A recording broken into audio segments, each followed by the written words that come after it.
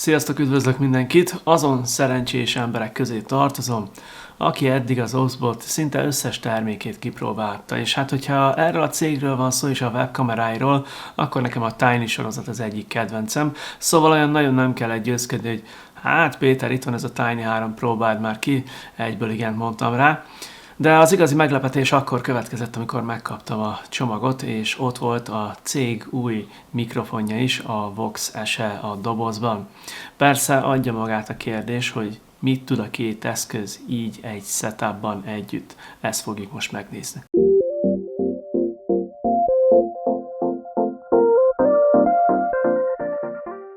A kamera és a mikrofon két különálló termék, így természetesen külön dobozban is érkeztek. Én elsőként a nagyobb csomagot, az OBSBot Tiny 3 dobozát bontottam ki. Felül a szokásos papírok fogadtak, viszont alattuk már egy ismerős látvány várt, a szövetborítású, keményfalú hordozótáska, rajta a piros OBSBot logóval.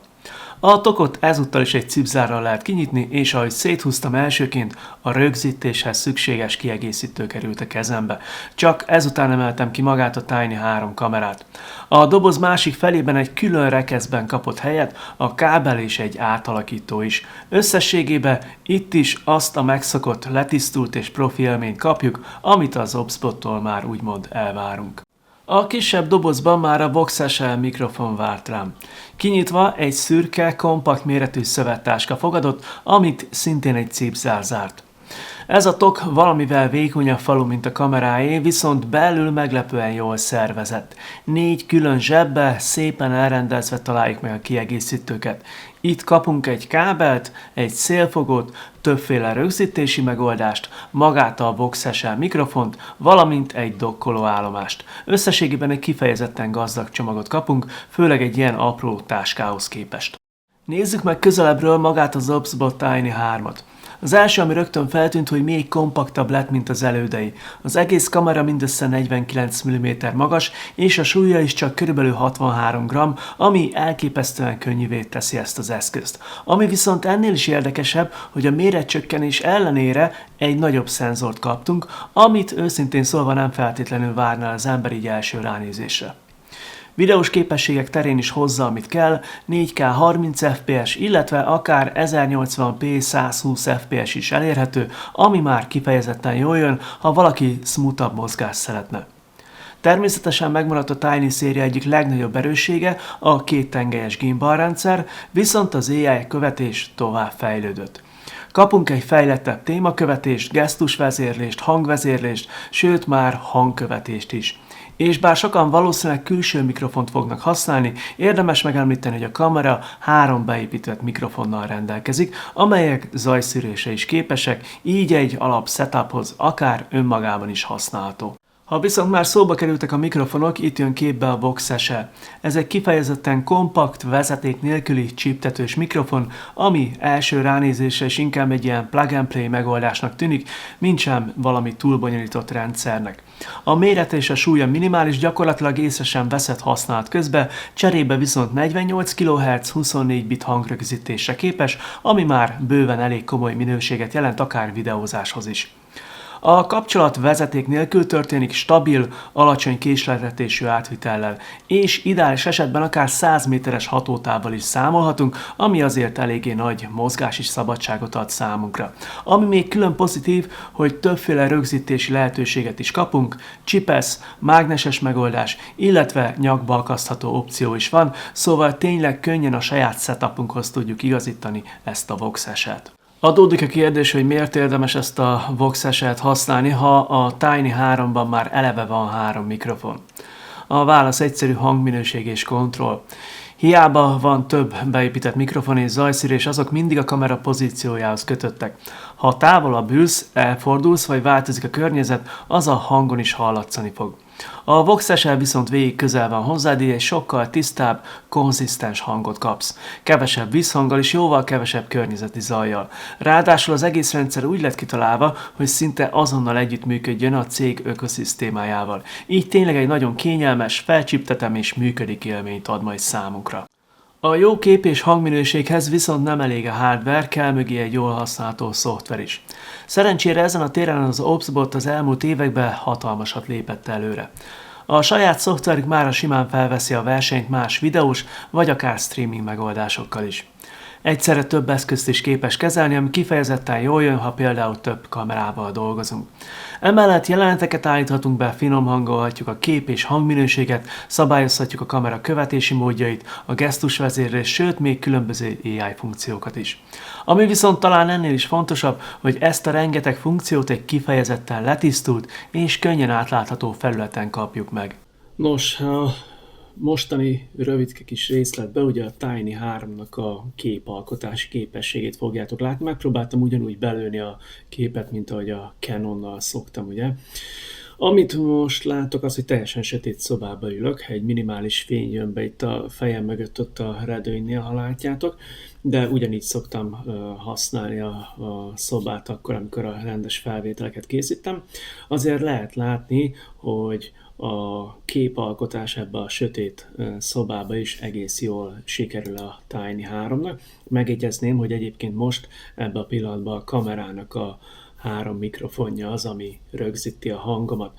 Ha egy kicsit játszok itt a beállításokkal, elnézést, ha nem végig a kamerában nézek, akkor lehet látni, hogy rá lehet bírni, hogy úgymond még jobban lásson a sötétbe, cserébe azért az arcom az eléggé szépen kivilágosodik, hogy úgy mondjam. De még egyszer, tehát ez, amit most láttok, ez a valódi állapota a szobának. És hogyha integetek egy kicsit, akkor nem tudom mennyire látszik, de azért nem teljesen folyamatos a képmozgás. Ez ugye a 30 FPS-nek köszönhető. Amondó vagyok, hogy lépjünk egy szinttel feljebb, nézzük meg egy kicsit, hogy hogyan néz ki ez 60 FPS esetén. Tehát nem változtattam semmit, minden ugyanúgy megmaradt, viszont most már 60 FPS az, amit láttok. Ugyanúgy a sötét szobába teszem hozzá, és ugyanúgy 1080p, tehát elvileg egy kicsit, ha megnézzük, akkor folyamatosabb a képmozgás. Jó, adjuk oda a szobának a megfelelő fénybeállításokat, úgy, ahogy ezt a többi videómban szoktam. Nos, így néz ki, hogyha egy kicsit normálisabb fényviszonyok uralkodnak úgymond a szobába. A beállítások ez ugyanaz, mint amit a Canonnal szoktam használni, és ugye továbbra is HD és 60 FPS, tehát elvileg tök szépen kellene, hogy mozogjon a kezem és a fejem, és ennek az egésznek folyamatosnak kéne, hogy látszódjék. Szóval ezt tudja így HD-ba. Amondó vagyok, hogy nézzük meg, hogy mit tud a 4K 30 FPS. A Tiny 3 esetében ez a 4K-s felbontás, amit most láttok, lesz úgymond a plafon. Ez a maximum, amit ki lehet hozni 30 FPS-sel. Most pedig nézzük meg, hogy mi is a beépített mikrofonnak a hátránya. Az, hogy így közelről használom, az szerintem elég jól hallatszik, hogy jól működik. Egy kicsit azonban most távolabb megyek. Tehát ha eljövök ide, és ugyanolyan hangerővel beszélek, mint az előbb, akkor elvileg ugye a kamera a beépített mikrofonnak köszönhetően ugyanúgy veszi a hangomat, a kérdés csak az, hogy milyen lesz majd a hangminősége. Ez még egyszer mondom, a kamerának a beépített mikrofonja, az a 3 mikrofon, ami dolgozik, ezt halljátok most. Hasonló távolságból, mint az előbb, de most már nem a Tiny 3-nak a beépített mikrofonját halljátok, hanem a Vox SL van ide rám föltéve, hogyha minden igaz, ez itt látszik is.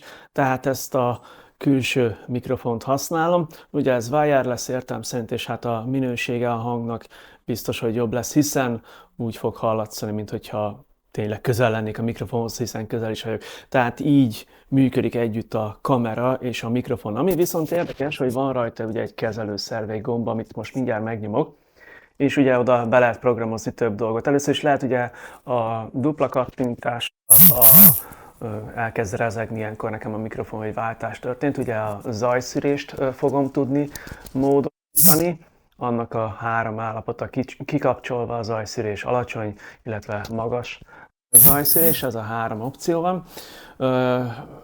Le lehet mutolni 3 nyomással a mikrofont, ezt most nem szeretném, illetve egy nyomásra be lehet több funkciót is állítani. Én most így érdekességképpen beállítottam majd azt, hogy kövesse a testemet a kamera, illetve úgy van beállítva a szoftver, hogy közben, hogy majd közeledek, illetve távolodok, majd zoomolni is fog. Nézzük ezt meg. Tehát egy gombnyomás, lehet látni, hogy rám fókuszál a kamera, hogyha egy kicsit távolabb megyek, akkor ugye szintén engem követ, és hogyha kicsit közelebb jövök, akkor szintén gondosan figyel arra, hogy a felső testem, mert jelen pillanatban ez van beállítva, az legyen lekövetve. Szóval erre is képes ez a kamera, ugye kihasználva a benne lévő gimbalt, hogy kövessen téged mozgás közben. Na hát ennyi lett volna így a teszt része, még egy apró meglepetéssel készültem.